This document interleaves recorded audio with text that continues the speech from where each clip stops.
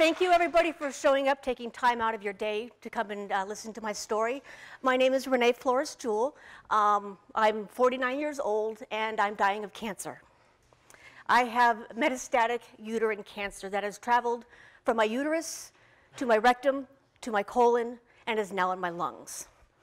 And I was first diagnosed in 2014. And, well, first of all, let me give you a little background, because my background actually has a lot to do with my diagnosis. I'm from Palm Springs, California. I was born and raised there, lived there for 40 years. And I moved here for the interpretive preparation program. And I moved here in 2008, went through the 2-year program, graduated in 2010. Unfortunately, in 2009, my kidneys started to fail. And so I had to start dialysis in 2010. This is the last 2 semesters of my program. I didn't know if I would have to quit. I didn't know if I would, continue. Fortunately, there was a wonderful staff that runs the interpreting program, and they allowed me to continue while I was on dialysis. And I graduated. Literally, the day I graduated, I did dialysis that morning. So I did graduate 2010. 2011, I had my kidney transplant. My brother Patrick was tested. My sister Monica, who is here, she was tested. She is not a match. My younger brother Patrick was a match. Now, I found out this is why you have siblings, for spare body parts. So he was almost a perfect match. And he is 5 years younger than me. He lives in Los Angeles. And he named his kidney that he gave me Pancho. He has lefty. I have Pancho. And any of you oldies here know Willie Nelson and Merle Haggard, Lefty and Pancho song. So Pancho lives right there. Pancho has been an absolute trooper through everything that I have gone through. So the kidney transplant went without a hitch. We did really well. The doctors told me while I was still in surgery, Pancho started peeing. Even before they hooked him up to my bladder, he started working. So I had no problem with that, just a few medication issues, and I continued to take immunosuppressants for my kidneys.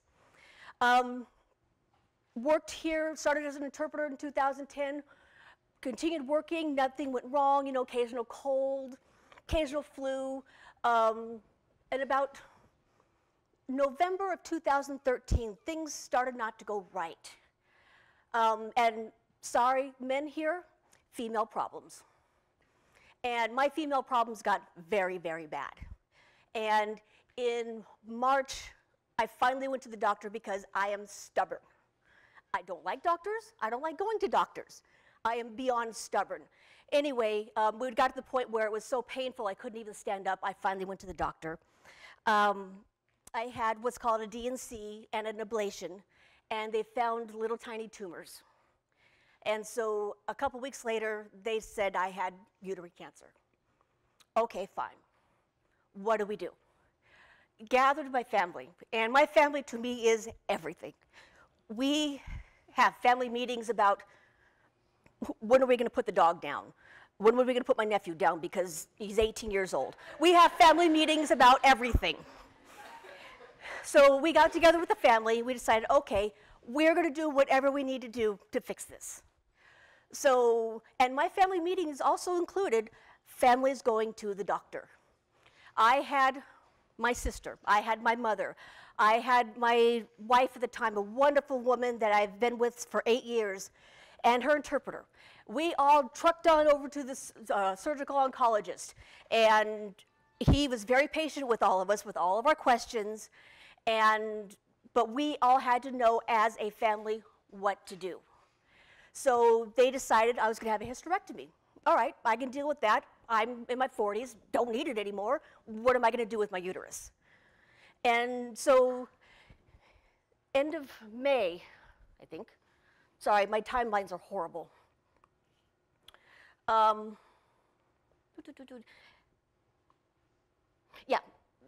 of May, I had my hysterectomy, or beginning of June, I had my hysterectomy. Had no problems there. The only problem I had was I found out that when you get out of the hospital after a hysterectomy, do not drink a soda. The most painful stomach pain you will ever endure in your entire life. Just letting you know, if you ever have surgery, don't drink a soda afterwards. It was horrible. So after my hysterectomy, everything was fine. I healed great. I had what's called a Metaport put in, which is my veins are shot because of dialysis. I can't use this arm for any blood work whatsoever because of dialysis. And on this arm, my veins are gone. So a Metaport is a little plastic thing they put in here, and they hook up to your jugular vein. And that's where all the needles went for all my blood tests and my chemotherapy and everything. So I had that put in, and then a week later, I started chemotherapy. I was to do 6 rounds chemotherapy, and they were supposed to be 3 weeks apart. Unfortunately, things popped up, complications. I had 2 blood transfusions because I was incredibly anemic. I became so dehydrated that basically my lips turned gray and started cracking. So I had to go in and have fluids done. So I finally finished chemotherapy in January of 2015. Fine. I'm good. I did not do radiation because of Poncho, because the area that they would be radiating, Poncho's right there, and I wanted to do everything to save Poncho because it took me so long to get him, and it was such a hard thing that save Poncho. That was the only thing on my mind, save Poncho. So I had a CT scan in February. I was clear. Like, awesome. No more cancer. Didn't need radiation. Yeah, I'm bald. Don't care. I liked my bald head. I rocked the bald head, by the way. I looked really good. And so about that same year, excuse me.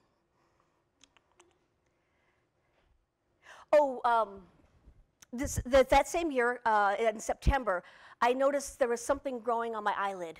And because, I don't know if any of you know this, that yes, you do lose your hair when you go through chemo, but you lose all your hair everywhere on your body, including your nose hair, including your eyelashes, including the southern hemisphere. You lose all hair.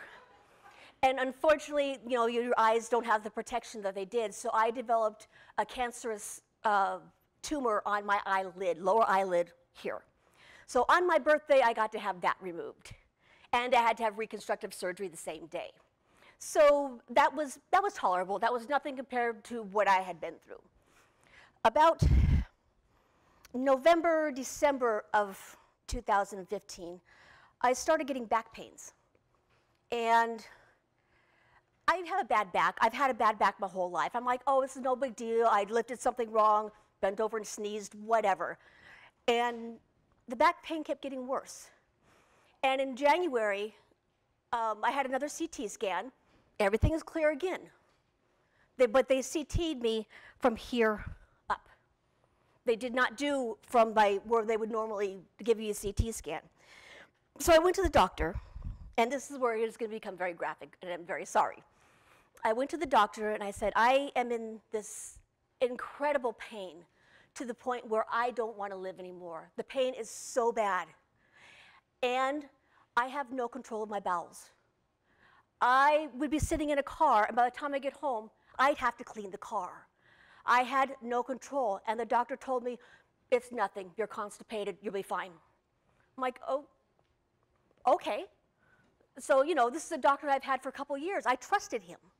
I very much trusted him. I'm like, okay. And then I went back again, and I said, you know, I'm still, you know, as things are getting worse, the pain is getting to the point where I can't even move. And I told him directly, it's like, I want to die. This pain is so bad. Nothing touches this pain. And it's in my lower back by where your coccyx is, by your tailbone. And he says, you're fine. It's just constipation. You're fine. I'm like, this doesn't seem right. So I went to a back doctor thinking, okay, this is my back. There's something wrong with my back. And he's like, no, something else is not right. So he ordered a CT scan from here down. He found a 6-inch tumor on my rectum, pressing on my spine. That's where the pain was coming from. I went back to my surgical oncologist, who was not this doctor that had completely ignored me. And he looked at me, he says, "I'm sorry, we're gonna have to remove your rectum and your colon, and you'll have to have a colostomy." Hearing about the colostomy was harder than hearing about the cancer.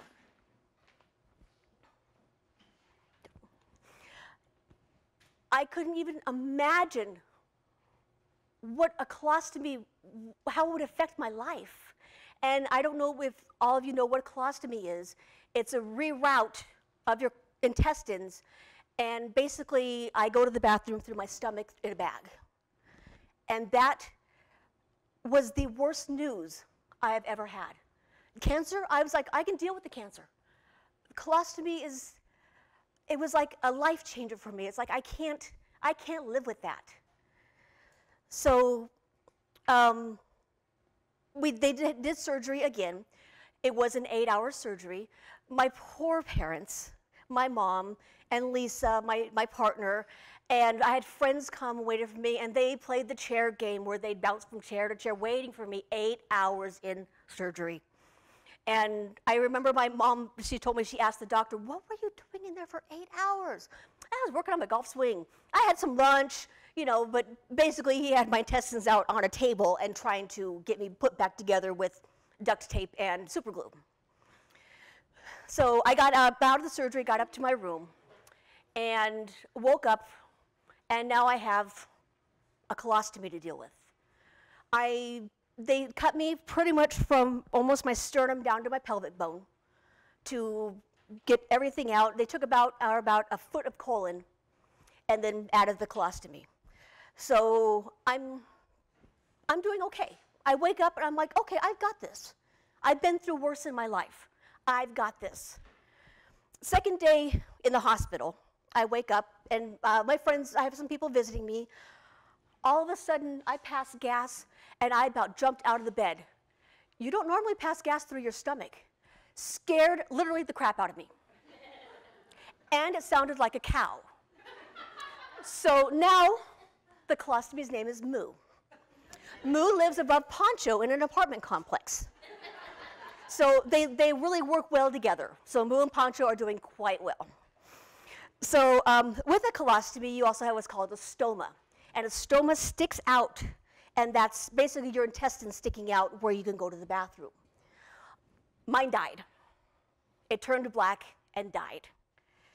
And so it was still kind of working, but kind of not. They just kind of left it alone. The third or fourth day in the hospital, it was bad. I was vomiting. I couldn't keep anything down. I was in immense pain because it was a big surgery. So because I couldn't even keep water down, they decided they wanted to put an NG tube down my throat. Those of you who are not nursing people, an NG tube goes up your nose, down the throat into your stomach. Normally they do this when you're sleeping. I was awake. And it was very, very traumatizing. Lisa stayed with me through the whole thing, held my hand. My parents had to leave. They couldn't watch it. And after, it was very painful and it was just traumatizing. And so after that, I shut down. I was done. I was like, nope, can't do this anymore. I'm done. I can't deal with this anymore. But because of my family, I got over that. Because of my friends, Christina and her husband would visit me constantly, keeping me laughing. My family would come, Lisa would come, and everybody would just keep me upbeat. And I'm like, okay, I can do this. First time I ever argued with a nurse. I have so much respect for nurses because they have the hardest job in the world. First time I ever argued, she wanted me to take my medicine. Not doing it.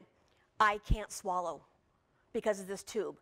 And we argued for probably 3 hours. And so she finally relented and said, I've been on kidney medicine for 6 years, one's not going to kill me. So finally, we're good with that. After 3 days, they took the tube out. Thank you.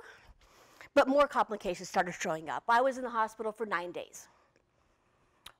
9th day, I'm like, woohoo, I get to go home finally. I miss my dog, I miss my house, I miss my bed. I miss everything. So we get home, and that next couple days, I was supposed to have a checkup with my surgical oncologist and everything. So I went, and he checked me, and he had to stick fingers where I didn't want fingers to be stuck, just to check and see how I was healing and stuff like that, and found out I had an abscess in my abdomen, about the size of a grapefruit. And so he's like, well, we have to have a tube put in, drainage tube. I'm like, awesome. All right, what else can go wrong? I got this too. So interesting, you know, the next 2 days or so, I went to go get the drainage tube put in. Now, what was weird about this is usually they put drainage tubes in the side, because if your abdomen is right there. Oh, no, because it's me, and because only weird things happen to me, they put it in the middle of my butt cheek. Right smack in the middle of my butt cheek. I'm like, why would you put it in the middle of the butt cheek? Again, painful. I couldn't sit. I couldn't lay. I would lay like this because I couldn't, it was so painful.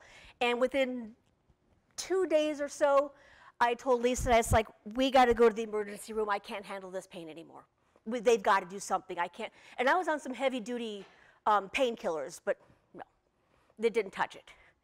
So we go to the emergency room 4 o'clock in the morning or so, and our best friend Stephanie, who is an interpreter because Lisa is deaf, thank God, showed up at 4 o'clock in the morning, no complaints to interpret. And so, and I'm complaining about the tube, and they come back, and they say, well, did you know you have an infectious disease in your bladder? I have what? So you have an infectious disease in your bladder. No, I don't. I got a tube in my butt. No, what does that do with my bladder? I don't get this. The word is like this long. I can't even pronounce what the infectious disease is, but apparently I had an infectious disease in my bladder. So they admit me to the hospital again. I was there for 5 days. I met the infectious disease doctor, and they put me on 3 incredibly heavy-duty antibiotics, including one that had to be done through my port twice a day. And then every day I had to go get a blood test to check the levels of the antibiotics. So I'm like, I got to go home. Yay, I got to go home again.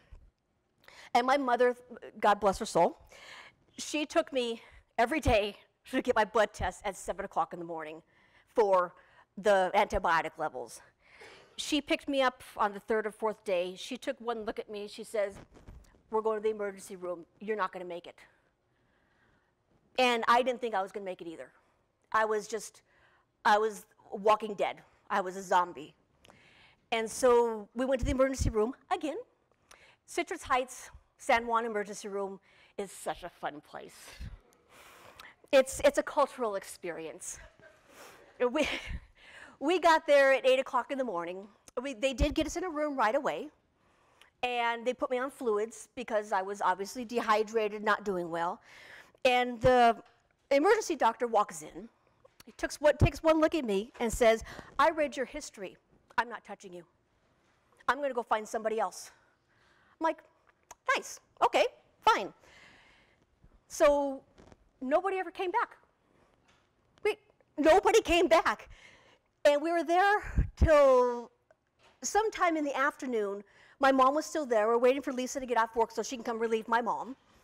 And all of a sudden, this team of 3 doctors come racing in my room, shove my mom aside, shut the curtains, fiddle with my, oh, I need to back up. Oh, hold on, people. I'm sorry, I need to back up. Second tube, before all this happened, I had a second tube put in. My butt tube fell out. It just popped out. I had a second tube put in right after, the second time I was in the hospital. And they finally put it in the side here. Fine, I accept that, no problem. Unfortunately, they didn't give me enough Twilight juice. They didn't numb me up enough. I felt every single thing they did. I screamed for that doctor to stop. And it was either in my drug-addled brain or my completely broken down brain, I heard him say, I'm in a hurry, let's just get this done. but I felt everything. That was, I shut down again, done. Like, I'm not doing this anymore, I'm done. So we did obviously get through that. And then I lost my place. What was I just talking about? Okay, so we're in the ER. Sorry. My timelines, I was so sick, I don't even remember half this stuff. Okay, so the 3 doctors come racing in the ER, and they fiddle with my tube and leave. And my mom goes, well, what'd they do? I said, they didn't do anything. They just fiddled with my tube and left. She's like, okay. And my mom kept going out to, excuse me, is there a concierge at this hotel? Is somebody gonna come take a look at my daughter, or what's a nurse was as sweet as can be. She's like, we're trying to find somebody. We're trying to, get her admitted, something. And so finally, at 10 o'clock at night, I was admitted. Same floor, same nurse in the surgical floor. They all knew me, and they all, they're like, why are you back? I'm like, I really have no idea why I'm back. So they took me off of the antibiotics, which they found out that's pretty much what was killing me, with the antibiotics, because they were too strong for me to, and they put me on one. And eventually my infectious disease, I'm guessing, went away. Nobody ever told me. So I guess I don't have it anymore. I have no idea. And so I went home for, finally, no more hospital visits, done. I started recovering, and I was back to work in August, interpreting here at ARC, because I love my job. So things are going along. I have a CT scan. I'm clear again. I'm like, awesome, we're good. I can get on with my life. I can, I can start doing freelance work for interpreting. I can start doing stuff. I can start going on trips. I started planning things. Lisa and I started planning on, we're going to do this, and we're going to do this, and we're going to do this. And I had another CT scan this February of 2017, and they found some spots in my lungs. So they're like, okay, they're just spots. So let's see. So they did a PET scan. Now, a PET scan is more detailed than a CT scan. They use radioactive dye in a PET scan, and you can see more detail in your organs. And apparently, the spots lit up like a Christmas tree. Cancer. Again, 3rd time. So they said, well, maybe we could do focal radiation, because there's just 3 spots. There's one here, there's one up here, and there's one by my spine. I'm like, okay. And so they wanted to do a biopsy to find out what kind of cancer it was. If it was uterine cancer that has spread, or if it was a completely separate type of cancer that they can treat differently. And so I had the biopsy done, and the next week we went back to the doctor, and I knew. I knew. He says, there's nothing we can do for you. That you have maybe, this was in April, a year, maybe 18 months left. I'm like, I knew this already. In my gut, I knew this. Nobody survives cancer 3 times. It just does not happen. And if they do, they are so lucky. But with all my, I don't have an immune system, my kidney and everything, I just knew. I accepted it pretty much. My family, a little bit harder. So we had a family meeting, because that's what we do. And my brother was here from Los Angeles at the time. We had a family meeting, and the first thing my brother-in-law says, where do you want to go? I said, only place I ever want to go is Alaska. All right, let's book it. 10-day cruise to Alaska. Me, Lisa, my brother, my sister-in-law, and my nephew. In June, we went to Alaska for 10 days. It was amazing. So that 10-day trip was the highlight of my life, especially with my brother, because my brother and I are so close. My sister and I are very close, but sister have a different relationship than a brother-sister do. And my brother and I, we grew up very close. And we just had the best time doing everything and doing nothing. I didn't even get tired. I did these long walks to the glacier, and I did these hiking trails, and I, all this stuff. We took a train ride in Skagway that was phenomenal, just gorgeous. And that was the last of my big trips. And so I'd taken a couple small trips. We got back. I was supposed to go see my uncle, who was 79 years old. He played in the Reno Symphony. He played the stand-up bass. And when we got back, unfortunately, we had to go to his funeral instead. And so I love my uncle very much. And so, but it was sad, but it was good because I got to see my family. From Oklahoma, from Southern California, I got to see my family. So, and we all went to Reno, and of course, we were a gambling family. So, you know, we go to church, we go to a funeral, we go gamble. That's what we do. It's just how we go. And that was very nice. I got to see my cousins that I hadn't seen in a long time. And I got to talk to some cousins I hadn't seen in 25 years. And that was just, it was a nice little family reunion. And I knew that would be my last one too. So I started hospice. We started talking about hospice in August. And we decided to wait because I wanted one more gambling trip. So we decided, because when you're in hospice, you can't go out of state. So I'm like, well, does Lake Tahoe count as out of state? I mean, I just like I'm in California now. So technically I'm not out of state, but my mom, my dad, and I, we went to Lake Tahoe for a couple days, and that was wonderful. It was my last trip, because nowadays, I get too tired. You know, even day trips are very tiring for me. In fact, I'm going to sit down now, because I'm tired.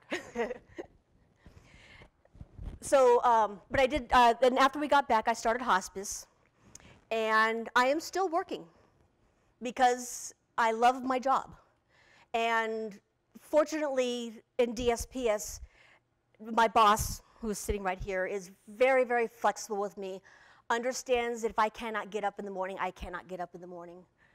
And I was interpreting the beginning of the semester, and they also allowed me to do note-taking in the classroom because that's less stressful for me. So I've been doing that a couple days a week, and it just gets me up and out of the house. And then when I really started hospice, I started meeting my hospice team, an absolute amazing team of people that just keep me centered and keep me going. You know, I've got a nurse, I've got a social worker, I have a chaplain, I have all these people that come and see me to help me get through all of this. So, unfortunately, the week of my birthday, again, because if it's going to happen to me. I developed a blood clot in my arm. Big, it's a huge blood clot in my arm. And so and it was very painful, and after that I had to quit interpreting because it's too painful for me I can sign and I can communicate, but for a prolonged movement of my arm, it's just too painful. And again, my boss was very nice to say I can continue my note-taking and continue coming to work and, you know, just seeing my friends. All my friends are here at work. So hospice, people think that hospice is you're on death's bed and people are there for you. Well, they are there for that. They are, also there for me, who I'm not quite at that point yet, but I will get to that point, and they are preparing me for that point. I have my moments where I'm not dying. I have people say, but you look so good. You couldn't possibly be sick. I'm faking it. I try to convince everybody I'm faking it, but no, that's not true. But, you know, I try to see things. Dying for me is not negative. It's not fun. It's, you know, I don't want to die, but it's not negative for me. It just is.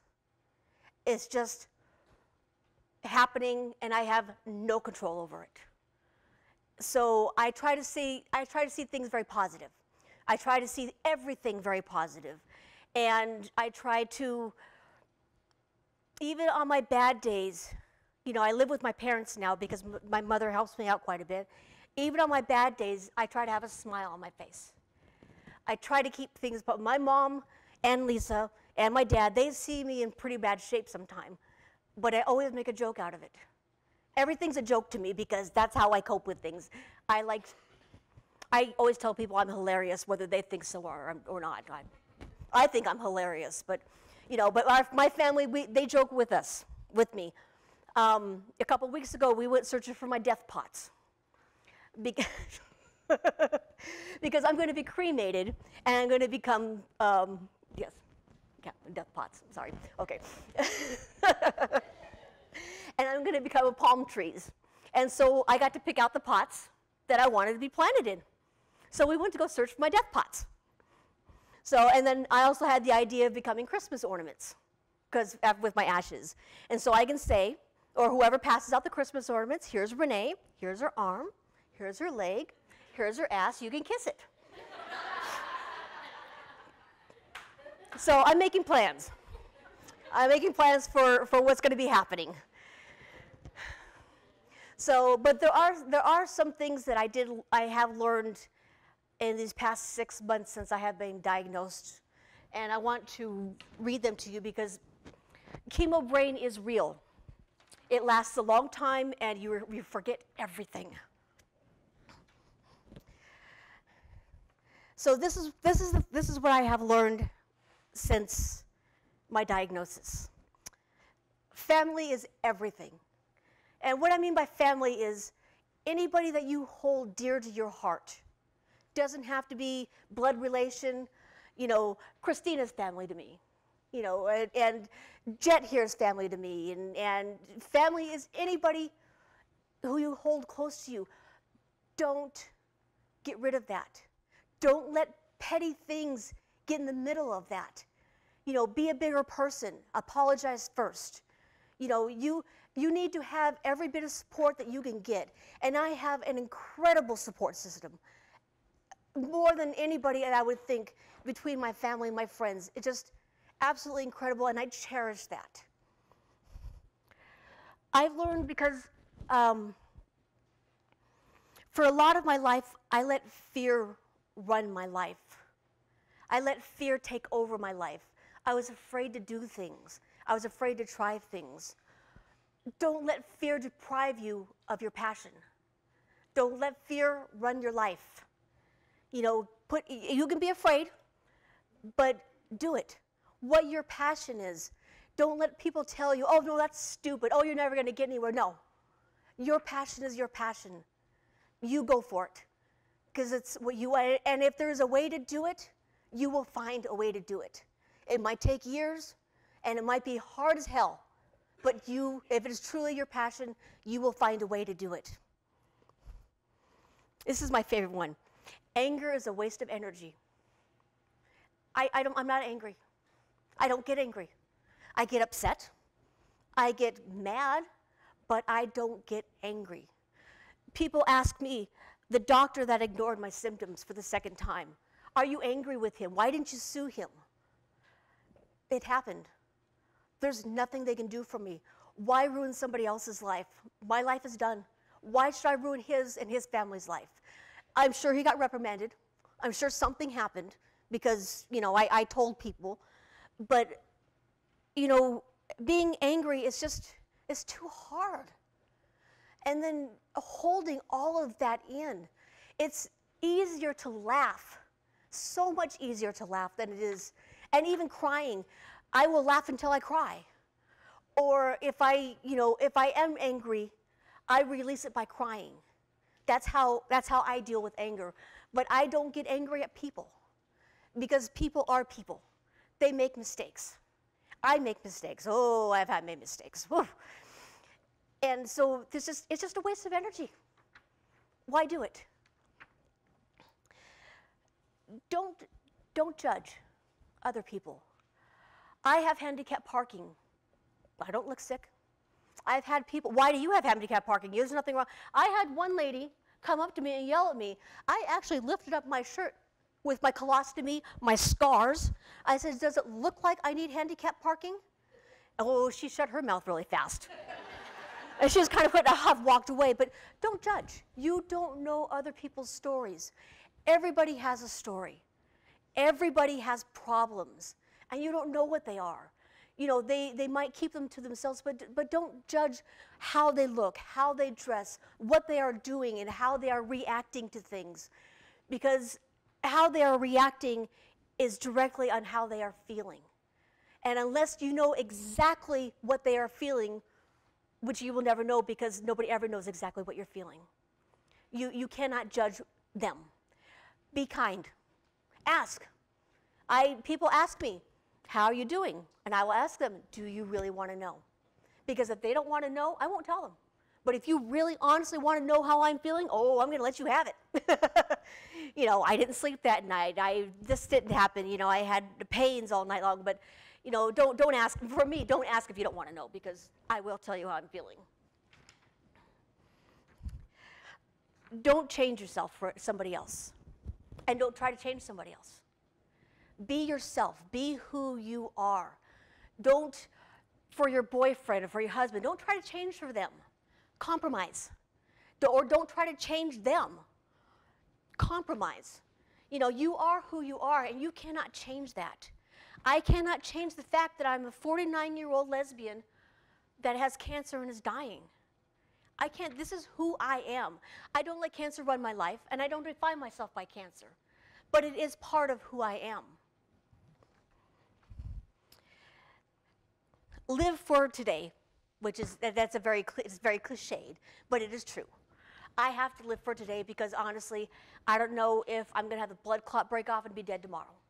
I don't know if I'm going to have a pulmonary embolism tomorrow and be dead. I don't know if I'm going to wake up in the morning. I really don't know because of everything that is happening.